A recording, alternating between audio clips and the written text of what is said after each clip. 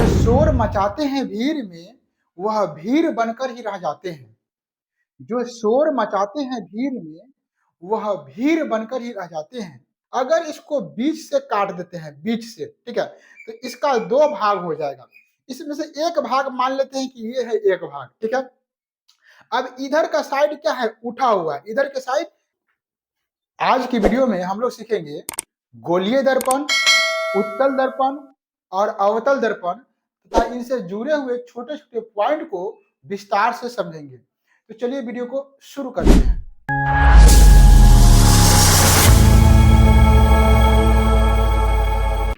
Hello दोस्तों, स्वागत है आपको अपना यूट्यूब चैनल ग्रो ज्ञान ऑफिशियल पर।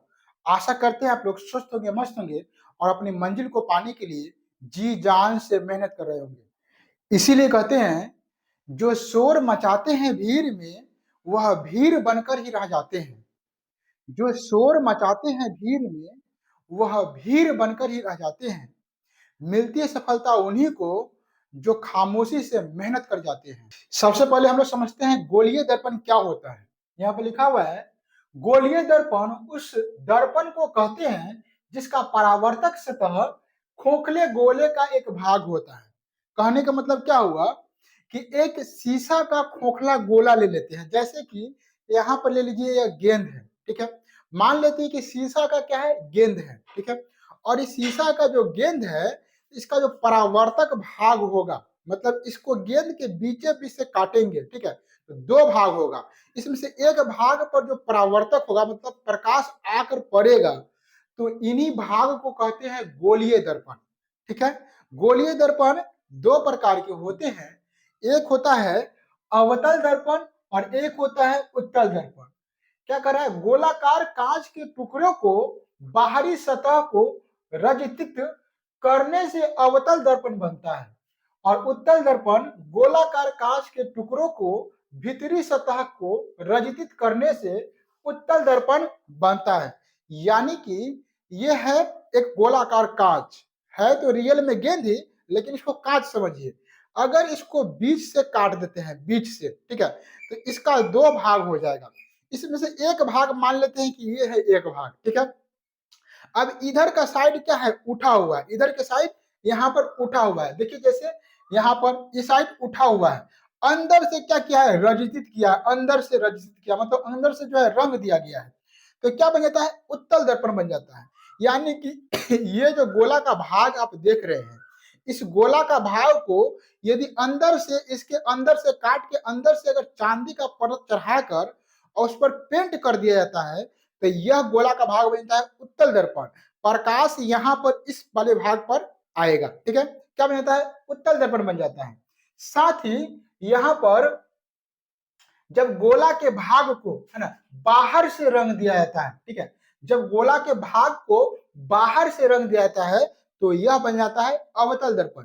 जैसे इसी गोला के भाग को अगर बाहर बाहर जो दिखाई दे रहा है, जिस भाग को आप देख रहे हैं, उस भाग को रंग देंगे, है ना, पूरा भाग पर चांदी का परत चढ़ाकर और पेंट कर देंगे, तो शीशा रहेगा, यह दर्पण बन जाएगा। तो बाहर से जब रंग देंगे तो यह बन जाएगा अवतल दर्पण। तो याद रखिएगा, है ना, बाहर से रंगने पर अवतल दर्पण और अंदर से रंगने पर उत्तल दर्पण।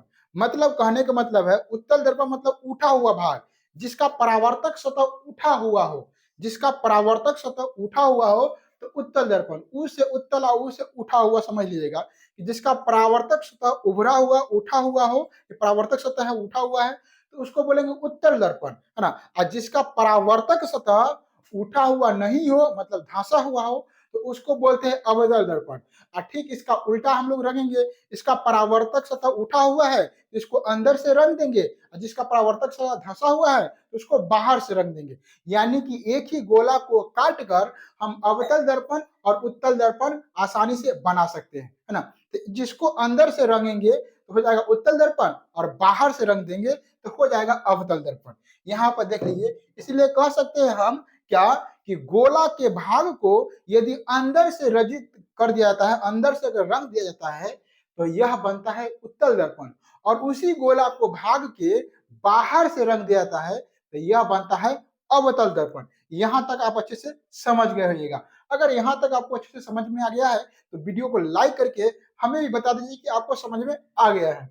आगे देखते हैं यहाँ पर, ठीक है। यहाँ पर ये अवतल दर्पण है और इसको बाहर से रंग दिए हम लोग, ठीक है। यहाँ पर पी पॉइंट है, यानी कि दर्पण को जो बीच बीच का जो पॉइंट होता है उसको बोलते हैं ध्रुव, ठीक है। तो ये ध्रुव है, यहाँ पर फोकस है, वक्रता केंद्र है, आगे हम चर्चा करेंगे। यहाँ पर देखिए दर्पण है, उत्तल दर्पण है और यहाँ से उसको अंदर में रख दिया गया है। ये फोकस है, यहाँ पर ये ध्रुव है और ये वक्रता केंद्र है, ठीक है। अब यह दर्पण आखिर होता कैसे है? एक गोला की तरह होता है, देखिए यहाँ पर गोला की तरह एक गोला है, ठीक है। और यहाँ से गोला में बहुत सारे पॉइंट है, इसको समझते हैं हम लोग। सबसे पहले समझते हैं ध्रुव क्या है। तो याद रखिएगा, कोई भी दर्पण हो, उत्तल दर्पण हो, अवतल दर्पण हो, उसके ठीक बीच के पॉइंट को बोलते हैं ध्रुव, है ना। जैसे दर्पण हो गया, मान लेते हैं, है ना, ये दर्पण हो गया, ये दर्पण। तो दर्पण के ठीक बीच के जो पॉइंट होता है, यहाँ पर इस गोला में से अगर ऐसे काटेंगे तो ये एक दर्पण हो जाएगा और इस दर्पण के ठीक बीच के जो पॉइंट होगा ये क्या कहलाता है? ध्रुव कहलाता है। तो दर्पण के बीच के पॉइंट को क्या कहते हैं? ध्रुव कहते हैं, यानी कि दर्पण के मध्य बिंदु को ध्रुव कहते हैं। दूसरा नंबर है वक्रता केंद्र, क्या किसे कहते हैं? तो वक्रता केंद्र उस गोले को कहेंगे, है ना, जिसका वह दर्पण है। मतलब उस गोले की त्रिज्या केंद्र को वक्रता केंद्र कहेंगे जिसका वह दर्पण बना हुआ है। मतलब किसी भी दर्पण का वक्रता केंद्र निकालना है तो उसका जिस गोला से काटे हुए हैं उसका जो केंद्र होगा वही दर्पण का वक्रता केंद्र कहलाएगा, ठीक है। तो यहाँ पर वक्रता केंद्र आप समझिए। अब हम लोग समझते हैं वक्रता त्रिज्या क्या होता है, ठीक है। यानी कि गोले के उस गोले की त्रिज्या को वक्रता केंद्र कहेंगे जिससे वह दर्पण बनाया गया है। उस गोले की त्रिज्या को वक्रता केंद्र कहेंगे जिससे दर्पण बनाया गया है। तो यहाँ पर देखिए ये गोला से दर्पण निकला है, तो इसका जो त्रिज्या होगा यानी कि विरीत होता है, तो विरीत में क्या होता है? त्रिज्या होता है। तो ये त्रिज्या है, इस त्रिज्या को ही वक्रता केंद्र कहेंगे और इसके केंद्र के ही इस त्रिज्या को ही वक्रता त्रिज्या कहेंगे और इसके केंद्र के ही वक्रता केंद्र कहेंगे। ये अच्छे से समझ में आ गया है, ठीक है। वक्रता त्रिज्या भी समझ में आ गया। आपको प्रधान या मुख्य अक्ष क्या होता है? तो याद रखिएगा, गोले के केंद्र से गोले के ध्रुव को जो मिला देता है रेखा, उस रेखा को प्रधान अक्ष या मुख्य अक्ष कहते हैं। गोले के केंद्र से, देखिए यहाँ पर गोला का केंद्र है और इससे रेखा मिला दिया हुआ पूरा, इसका भी मिल गया है। ये पूरा रेखा क्या कहलाएगा? प्रधान अक्ष या मुख्य अक्ष कहलाएगा, ठीक है। यहाँ तक अब समझ में आ गया है। तो यहाँ पर देखिए ये गोला है, पूरा गोला से यहाँ पर काट के एक उत्तल दर्पण बनाया गया, एक अवतल दर्पण। याद रखिएगा, अवतल दर्पण में बाहर से ओर रंगा जाता है, उत्तल दर्पण में अंदर की तरफ से रंगा जाता है। साथ ही यहाँ पर इसका जो है अवतल दर्पण में अंदर का भाग परावर्तक सतह, मतलब इस पर आकर प्रकाश पड़ेगा, और उत्तल दर्पण में बाहर के भाग परावर्तक सतह होता है, मतलब इस पर आकर प्रकाश पड़ेगा। इस प्रकार से अवतल दर्पण और उत्तल दर्पण का बनावट होता है। आशा करते हैं कि आपको वीडियो अच्छा लगा होगा। वीडियो अच्छा लगा है तो वीडियो को लाइक करें, अपने दोस्तों में शेयर करें और इसी प्रकार का बेहतरीन वीडियो देखने के लिए हमारे चैनल को सब्सक्राइब कर लीजिए। मिलते हैं किसी अन्य क्लास में, तब तक के लिए जय हिंद।